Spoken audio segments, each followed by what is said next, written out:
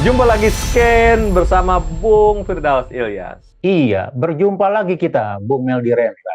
Ada respon-respon unik ya dari masyarakat bawah, kelompok-kelompok kecil, ya, masyarakat kebanyakan di Indonesia ketika elit ya, Gus Miftah mengomentari ya perilaku atau apa yang dilakukan oleh masyarakat bawah, dan saya kira ini adalah sebuah sensitivitas elit terhadap masyarakat bawah, baik sensitivitas terhadap yang bersifat etik gitu ya, perilaku-perilaku atau sopan santun mereka terhadap kelas bawah.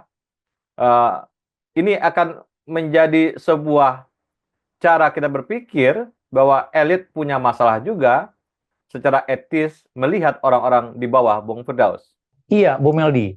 Menarik ya mengomentari keramaian di jagat media sosial, terlebih ketika Gus Miftah, putusan Presiden Prabowo untuk keberagaman dan kerukunan beragama, gitu ya, mengomentari penjual ST yang lewat dan kemudian memunculkan dugaan atau penafsiran mengolok-olok penjual ST, dan itu mendapat reaksi besar dari publik begitu. Satu, publik melihat bahwa Gus Miftah sebagai bagian dari, ya, kita sebagian menganggap sebagai tokoh agama dan kemudian merupakan utusan presiden, dan pada posisi yang kedua ini sebagai utusan presiden begitu ya, publik banyak menilai Gus Miftah tidak memiliki sensitivitas atau pemahaman terhadap rakyat Indonesia, termasuk juga menghargai profesi atau pekerjaan sebagian besar rakyat Indonesia dengan mengolok-oloknya begitu. Dan riuh rendahnya masih berlangsung sampai saat ini. Dan bahkan juga banyak dari netizen atau warga masyarakat Indonesia yang mengusulkan petisi untuk mengganti Gus Miftah sebagai bagian dari jajaran pemerintahan Prabowo begitu ya, memecat Gus Miftah sebagai utusan Presiden Prabowo begitu. Dan saya pikir ini juga, ya, kalau dilihat dari sisi itu, maka kita melihat bagaimana misalnya satu sisi tidak adanya sensitivitas atau perasaan atau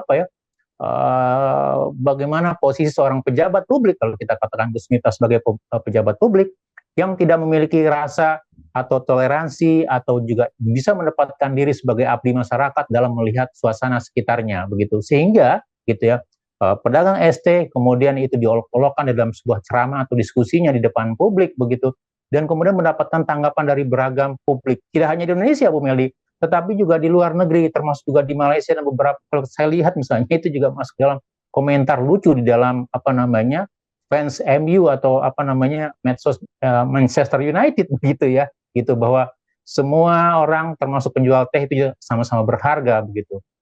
Dan yang kedua juga, kalau kita lihat pasca dari kejadian tersebut gitu ya, respon dari kantor komunikasi presiden yang kemudian juga tidak di dalam menanggapi polemik termasuk keinginan untuk memecat Gus Miftah gitu ya, kemudian juga menggunakan diksi atau kalimat yang tidak pantas begitu, kalimat rakyat jelata begitu ya. Dan ini juga menimbulkan perdebatan di publik itu. Sekali lagi, untuk kali keberapa misalnya orang-orang dekat dalam pemerintahan atau orang-orang di internal pemerintahan Prabowo itu melakukan blunder-blunder yang tidak perlu begitu, blunder-blunder yang secara substansi tidak perlu terjadi kalau memang memiliki pemahaman atau pengetahuan terkait posisi dan tugasnya. Blunder-blunder atau kesalahan yang tidak perlu kalau memang secara institusional gitu ya, secara nilai mereka memahami seperti apa pelayanan publik, seperti apa seorang pejabat publik dalam bekerja untuk rakyatnya. Jadi saya pikir ini menjadi satu gambaran begitu ya, bahwa kabinet Prabowo atau pemerintahan Prabowo gitu ya, itu banyak sekali memiliki persoalan-persoalan mendasar, mulai dari kapasitas, persoalan integritas, kemudian benturan kepentingan, termasuk juga bagaimana memposisikan diri di dalam bekerja sebagai pelayan publik atau orang yang memperjuangkan kepentingan publik, Bu Meli. Jadi sekali lagi, ini menjadi satu catatan penting untuk pemerintahan Prabowo begitu ya. Kira-kira akan seperti apa nanti tindak lanjutnya? Akankah Gus Miftah dievaluasi dan diberhentikan, atau akan dianggap sebagai sebuah bagian saja yang akan dilupakan oleh publik, Bu Meldi? Iya, secara fenomenologis ya, fenomena Bung Firdaus ya.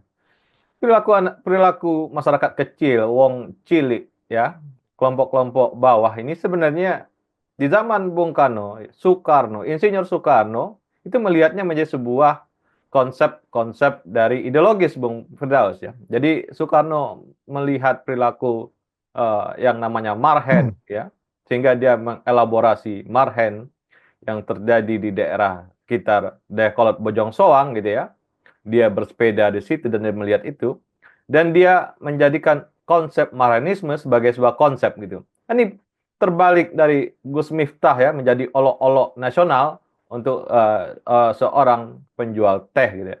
Dan juga konsep Samin misalnya. Samin adalah konsep perilaku atau kelompok sistem sosial yang ada di Samin gitu. Sehingga itu juga menjadi sebuah nilai yang digali sebagai sebuah identitas Indonesia, identitas rakyat kecil. Nah, harusnya elit melihat rakyat kecil itu bisa digali menjadi sebuah konsep dasar, konsep sosial dari masyarakat Indonesia secara umum, Bung Firdaus. Iya, betul. Itu kalau memang elitnya atau pelayan publiknya memiliki pemahaman yang utuh tentang posisi atau kondisi rakyat Indonesia, Bu Meldi. Dan sebenarnya ini yang menjadi pertanyaan dasar dalam sisi kompetensi atau integritas ya, ataupun juga keberpihakan dari para pemerintahan atau anggota kabinet Prabowo gitu. Karena sebagian besar dari anggota pemerintahan atau kabinetnya merupakan ya karena berangkat dari politik akomodatif begitu ya.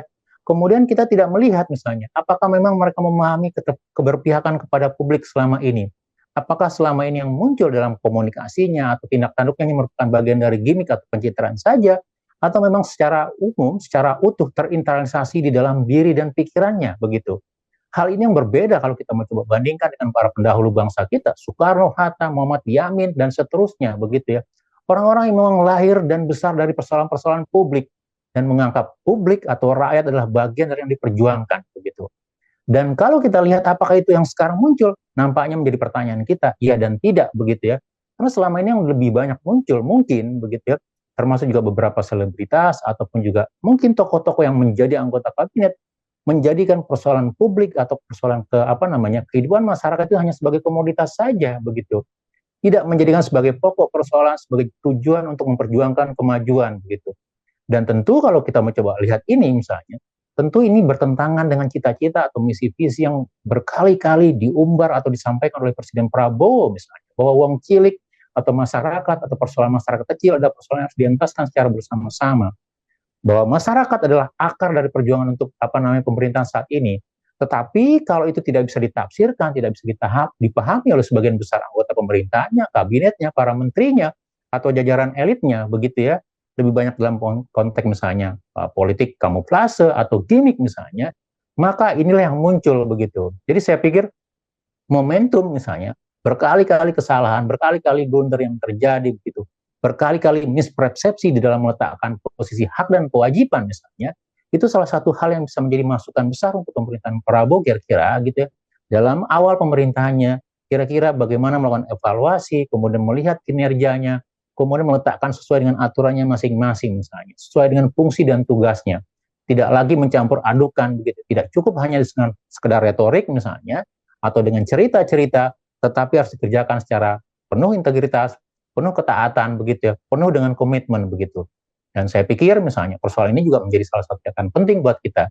Nah, tinggal bagaimana nanti pemerintahan Prabowo misalnya menjadikan, ya kalau sebagian misalnya kalau kita lihat banyak dari petisi yang sudah puluhan ribu menginginkan Gus Miftah diganti misalnya, entah karena persoalan ya kompetensi, persoalan keberpihakan, persoalan sensitivitas misalnya kepada publik misalnya.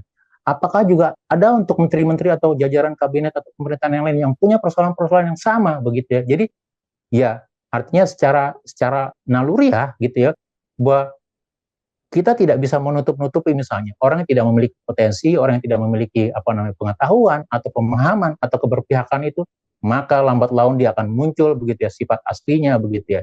Jadi sekali lagi ini jadi momentum yang baik untuk melakukan perbaikan di pemerintahan Prabowo, terkait juga merapikan jajaran pemerintahnya, jajaran kabinetnya, jajaran orang-orangnya, sehingga apa yang dicita-citakan oleh Prabowo itu mendapat support atau dukungan 100%, bukan malah menjadi anti produktif di dalam kerja-kerjanya, Bung. Ya, secara etnografis ya, semua perilaku-perilaku atau kehidupan sehari-hari dari masyarakat kecil ini, Bung Firdaus ya, sebenarnya ini bisa menjadi suatu kekuatan ya. Bagaimana Ahmad Tohari, Dukuh Paruk ya, seorang novelis, dia menceritakan kehidupan rakyat kecil di pedesaan gitu ya, bagaimana dinamikanya, itu juga menjadi sebuah literatur yang kaya dari Indonesia dan seharusnya elit baca itu. Kemudian juga Pramudia, garis pantai, macam-macam yang dibikin Pramudia tentang bagaimana kehidupan rakyat kecil di bawah gitu ya. Ini juga menjadi referensi-referensi yang penting. Nah, pada saat ini kita kehilangan banyak novelis-novelis yang menceritakan kehidupan rakyat kecil ya, itu yang tidak muncul sekarang. Saya kira kita juga harus mendorong ya para sastrawan kita, para penulis-penulis cendekiawan kita kembali mengelaborasi masalah-masalah rakyat kecil agar elit-elit juga bisa memahami bagaimana sebenarnya kehidupan atau substansi rakyat kecil melihat hidup ini di Indonesia, Bung Firdaus. Iya, betul. Jadi kalau kita mau belajar, mau berkaca, sebenarnya banyak referensi yang bisa kita lihat, gitu ya. Bisa dari literatur, cerita masa lalu, pengalaman masa lalu, atau bahkan yang banyak disampaikan oleh mantan-mantan pemimpin kita. Tetapi pembelajaran yang paling gampang adalah realita di sekitar kita saja, begitu. Tidak perlu jauh-jauh dari istana, begitu ya. Kita cukup berjalan, ya mungkin ya dengan melakukan eksposur, melakukan apa namanya penglihatan secara langsung kepada publik, begitu ya. Kita akan menemukan realita yang sebenarnya, bukan realita yang direkayasa, realita yang diciptakan karena ada kunjungan pejabat atau inspeksi dari misalnya petinggi negeri gitu. Tapi kondisi rakyat kita yang memang masih banyak persoalan, masih banyak hal-hal yang harus diselesaikan, kait pendidikan, kesehatan, termasuk kesejahteraannya, begitu ya. Dan kalau ini dijadikan semacam pembelajaran, begitu ya, tidak perlu banyak literatur, tetapi karena memang sudah menjadi pemahaman, pengetahuan, dan keberpihakannya misalnya, maka itu menjadi salah satu spirit publik dalam pelayanan kita begitu. Dan saya pikir apa yang dilakukan oleh Presiden Prabowo dengan melakukan semacam semacam akulturasi atau retret di Hambalang, kemudian di Magelang misalnya, menyatukan prinsip dan nilai kabinet, semangat nasionalismenya misalnya, itu belum banyak terlihat di dalam kerja-kerja pemerintahan atau kabinet yang sekarang begitu. Artinya apa? Ya memang harus ada beberapa hal yang harus dibenahi, termasuk misalnya dari sisi tata laksana pemerintahannya, tata komunikasinya begitu ya. Masih banyak pejabat-pejabat publik, pejabat yang melakukan komunikasi yang tidak sesuai dengan apa yang seharusnya disampaikan kepada publik misalnya. Masih banyak blunder-blunder yang dilakukan misalnya. Jadi sekali lagi, saya pikir ini menjadi satu pembelajaran begitu ya, dan saya pikir ya publik menunggu kira-kira seperti apa arahan dari Presiden Prabowo begitu ya. Apakah akan terus seperti ini atau memang diberikan semacam catatan penting begitu ya. Dan tidak perlu ragu juga misalnya di dalam masa sebulan atau 2 bulan pertama melakukan perapian, mengganti pejabat yang tidak kompeten, yang tidak bisa diperbaiki. Yang paling penting adalah pejabat atau pelayan publik yang benar-benar tidak memiliki komitmen gitu ya, atau memiliki apa namanya keberpihakan kepada publik. Ya bukan di sini posnya, Anda kembali ke pos yang lama. Kita butuh pelayan publik yang bisa bekerja, kita butuh pelayan publik yang bisa menyediakan hati dan pikirannya termasuk tenaganya untuk mensejahterakan atau memperjuangkan kepentingan publik, Bu Meldi. Jadi saya pikir itu yang menjadi catatan penting, menjadi sesuatu yang menjadi mendasar yang harus dijalankan atau dipegang teguh oleh pemerintahan Prabowo ke depan, Bu Meldi. Terima kasih Bung Firdaus. Iya, sama-sama Bu Medi. Terima kasih, tetap semangat. Salam Indonesia bersih. Salam Indonesia bersih.